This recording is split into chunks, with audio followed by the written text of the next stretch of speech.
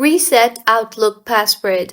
Hello everyone, I am Bishaka and welcome to our channel. I will take you through the step-by-step process on how to reset Outlook password. Now let's get right into the tutorial. Firstly, go ahead and open your preferred browser and in the search bar search for outlook.com. You will be led to this type of interface. Here, tap on the sign in button on the top of your screen.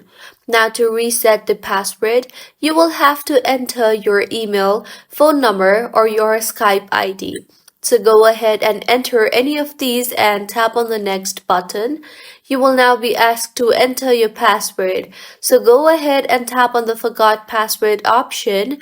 You will be asked if you want to get a text in the number you have registered your Outlook with. So if yes, then tap on the text radio button and further tap on next. You will now be asked to solve a CAPTCHA in order to prove you are a human.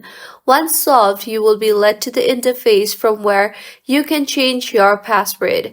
So follow the password requirements and further change your password, and this is how you can reset password. Just in case if you do not have the access to your phone number, then tap on the I don't have any of these option.